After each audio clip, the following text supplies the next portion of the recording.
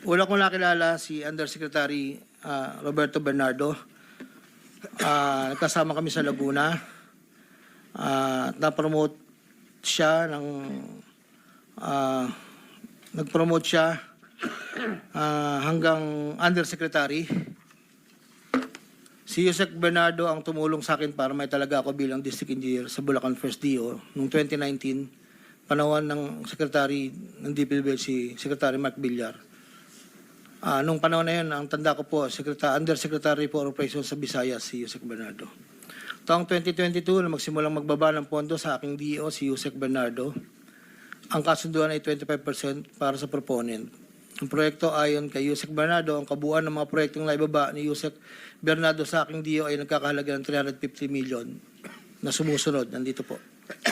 Noong 2023, ang kabuuan ng mga proyekto na ibaba ni Yusek Bernardo sa aking DO ay halagang 710 million. Mula sa halagang ito, 450 million ang pumasok sa NEP, 260 naman po ang sa GAA. Ang para sa proponent, 25% po, at may advance ito na 5 to 15 na kalimitang hinihingi ni Yusek Bernardo kapag ganap na ang NEP base sa pagdinig sa Kamera del Representante. Samantala ang pondong na BICAM ay may advance payment na 5 to 10 na kalimitang hinihingi matapos ang deliberasyon ng BICAM at ang balansa ay babayaran pagbuo paglabas ng GAA. Ang detalye ng mga proyekto ay nandito po. Noong taong 2024, may kabuuang pondo na 3.3 billion, 150 sa NEP, 300 million sa GAA, 2.85 sa UA. Nung naipababa ni Yusek Bernardo sa aking DO, muling nagpatuloy ang 25% na bayad sa proponent ng mga proyekting to na binibigay ko kay Yusek Bernardo. Tulad ng 2023, ang usapan ay mayroon ding advance payment, depende na lamang kung ito NEP o GAA. Kaya limitang inutusan ko ang aking driver na dalhin ang proponent kay Yusek Bernardo, minsan po sa parking ng Diamond Hotel. Ang detalye ng NEP 2024 ay may andito po nakasulat po. Ayon kay Yusek Bernardo, ang GAA insertions ng 2024 na magkakalaga ng 300 para po 300 million na para kay, sabi niya po sa akin, para kay Senator Bong Revilla na noon ay kumandidato bilang senador para sa 2025. Sinabihan ako ni Yusek Bernardo, Henry, kay Sed Bong yan, baka gusto mo tumulong sa kanya. Dagdagan mo ang proponent ko na bahala. Sinabi ko kay Yusek Bernardo, sige po boss, kaya po imbis na 25 ay naging 30 ang naging proponent doon po sa tatlong project na nakalagay po dito. Ang project po ay construction of flood control structure along Angat River, Sipat Section Plaridel, construction of flood control structure along Angat River, Lumang Bayan, construction of flood control structure along Giginto River, Malis Section, Giginto. Ang total po ay 300 million po. Yun po ay ayon kay Yusek Bernardo. Never ko pong nakakausap si Senator Bong Revilla. Never po. Makikita sa listahan ng mga proyektong galing sa U8 2024 na hindi lamang flood control ang mga proyekto, subalit ang proponent ay naglalaro sa 25 hanggang 30%. Noong taong 2025 ay may kabuuang halaga na 2.55 billion ang naipababa ni Yusek Bernardo sa aking DO. Tulad ng mga nakaraang taon, ang proponent ay natiling 25% sa kabuuang halaga ng pondo na naibaba ni Yusek Bernardo sa aking DO. Ang detalye ng proyekto ay nandito po. Marami po ito.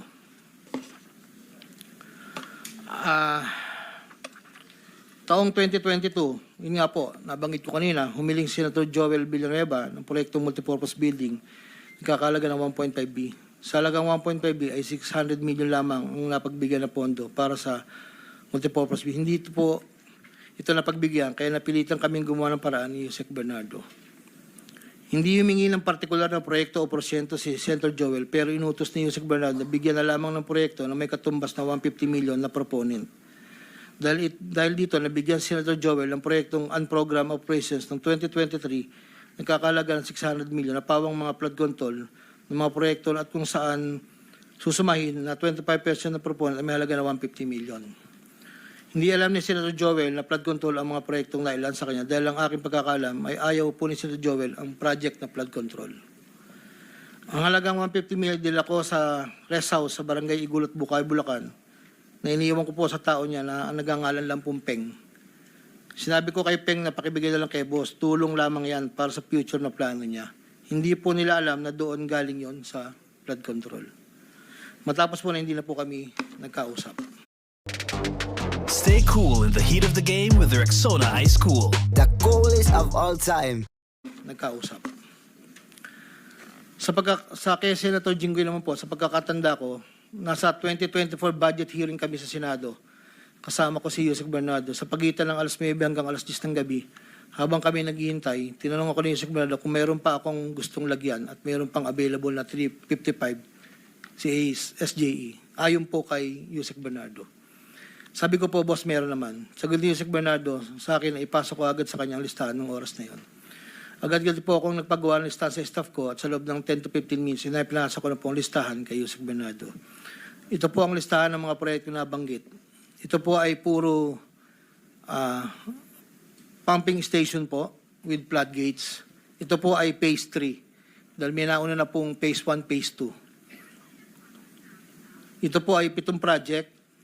Mayroon pong 360 million, isang 45, isang 50, dalawang 40 million na may kabuang 355. Ang proponent po nito ay 25% at binigay ko yung Yusek Bernardo kasama ang may iba pang proponent na mga pondong binaba niya sa akin para sa taong 2025. Wala po akong direktang transaksyon o direktang pakipag-ugnayan kay Senator Jinggoy. Pangapat, Congressman Elizalde ko. Noong August 20 o September 2021, nagkakilala kami ni Congressman Saldico sa isang pagtitipon meeting sa Shangri-La, Bonifacio.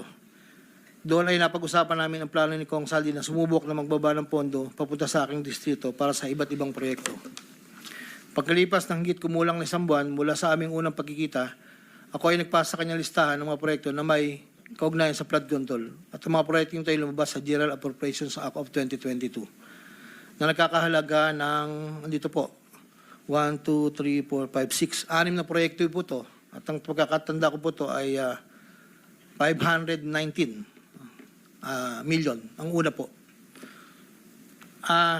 Sa pagitan ng 4 na taon, mula 2022 hanggang 2025, naging tagapagtaguyod si Kong Saldi ng mga proyekto sa Bulacan First. May higit kumulang 426 na proyekto. Ang kabuang halaga ng proyekto na ito, ayon po sa nalakap kong record, ay hindi bababa sa 35 billion, 24 million pesos. Million or billion? Billion, Your Honor. Andito po yung summary. Pwede ko pong state, Your Honor. Go ahead. Sa taong 2022, yun po yung una, bycam lang po ito ayon sa record ko po. 519 million. Sa 2023, 5 billion 790 sa NEP, 3 billion 250 sa bycam, at 3 billion 890 sa UA.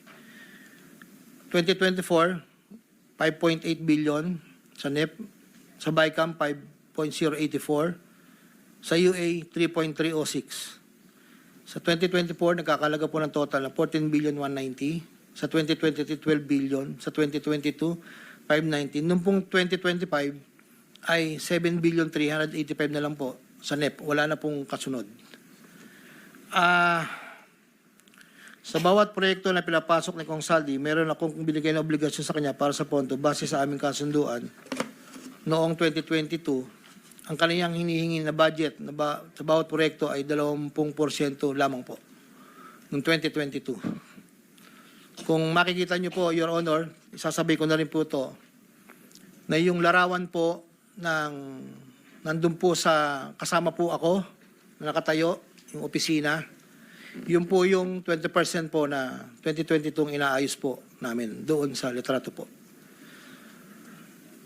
Subalit nung taong 2023 hanggang 2025, ito tumaas ng porsyento ng 25% po. Ang pag-abot ng porsyento para kay Kong Saldi sa bawat proyekto ay kadalasang hindi isang baksakan. Ito rin ay nakadepende kung paano na ipasok o na-insert. Kapag ang proyekto ay napasok sa NEP, ang unang 10% ay agarang binibigay ko kay Kong Saldi. Habang ang balanse na 15% ay paglabas na po ng GAA within 1 to 2 months. Iniipon ko muna po yan bago po ipadala sa kanya.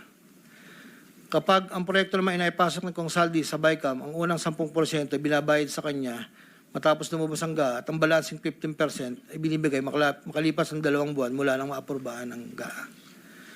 Pero kapag proyekto ay naipasok gamit ang UA, ang 25% ay agarang iniipon ko pat ibinibigay kay Kongsaldi.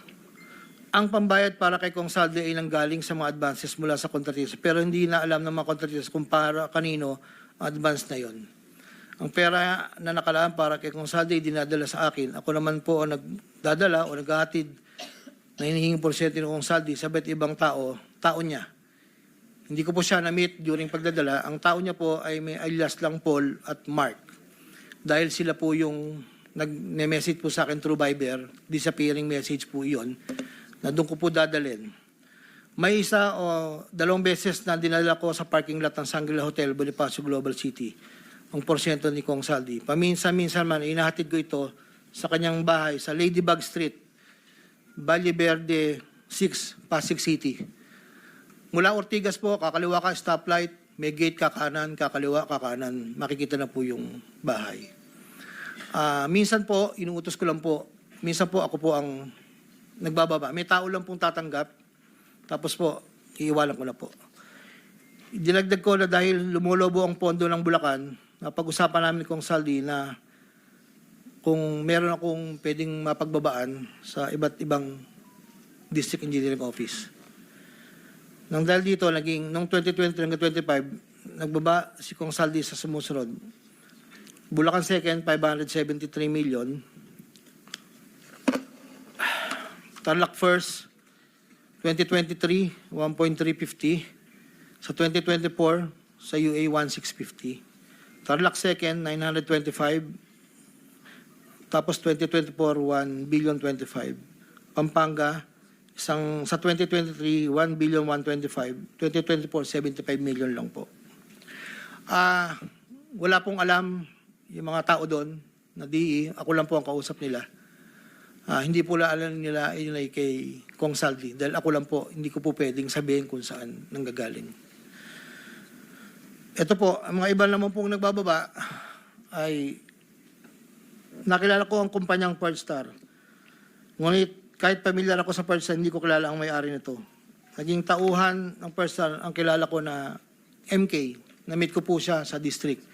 Meron po siyang project na isang tulay na inabutan ko before.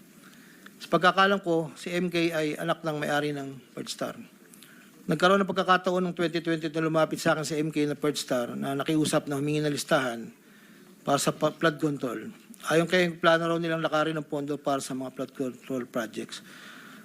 Ako'y nagbigay sa kanyang listahan at nalumabas naman po ito sa GAA at UA. Kinaklaro ko na wala akong alam o personal knowledge kung paano nakuha ng Pearlstar ang pondo at kung sino ang kausap nila para masiguro ang pagkuha ng pondo. Hindi po ako knowledgeable doon. Basta nagbibigay lang po ako ng listahan. Ang proyektong iginawan sa Pearlstar ay pinunduhan mula sa National Expenditure Program at papondong itilakda ng bicameral conference. Ayon po sa record. Ito pa po, meron pong 2022, si Commissioner Mario Lipana po ay nanghingi rin po sa akin ng listahan. Taong 2023, nakapagbaba po siya sa UA ng 500 million. 2024, 400 million. 2025, 500 million. Wala akong personal knowledge kung paano nila nakuha ang pondo at kung sino kausap lang. Ang listahan ng mga proyektong naipasok ni Comlipana ay nakalakip sa sinumpang salaysay sa annex po. Andito po lahat yung detalye. Nung nabanggit po nung nakaraang hearing, former Congressman Mitch Kaayon, noong taong 2021, nakilala ko si isang pagtitipon, hindi ko na po matandaan, alam ko po birthday, na noon ay Yusek pa po, ang pagkakatanda ko. Dito ay nakapag-usap kami at tinanong niya kung pwede siya magpababa ng pondo sa aking DO. At sinagot ko naman na, opo, pwede po. Unong taong 2022, nakapagbaba ng halagang 411 million sa GAA, si Yusek Mitch, na may usapan kami na may gastos na 10% lang po. Hindi niya po pinakailaman yon. Sabi niya, bahala ka na. Kung sino man ang mananalod contractor niyan. Noong ikapat na pagdinig ng Senate Blue Ribbon Committee hearing, may dalawang larawan na pinakita ang chairman ng Senate Blue Ribbon Committee, Senator Pampilo Lacson, kay Engineer Bryce Hernandez. Isang larawan sa isang lamesa na puno ng pera at doon ay makikita ang aking presensya na kung saan ay ako'y nakasuot ng blue na shirt at ito ay sa conference room ng lumang opisina namin. Para po sa kalaman, lahat po ng pera na yon ay para sa BICAM ni Kong Saldi, 519 million na may 20% proponent noong 2022. Ito po ay galing sa iba't ibang mga kontraktor na nakuha ng mga proyektong naipababa ni Congressman Saldi. Ang pangalawang larawan naman po ng pera na nakasalansan sa isang bilyaran ay para sa proponent ng 2023 na 5.79 billion na dadalhin namin kay Kong Saldi na sa aking pagkaalala ay nagkakalaga ng 579 bilang 10% advance payment.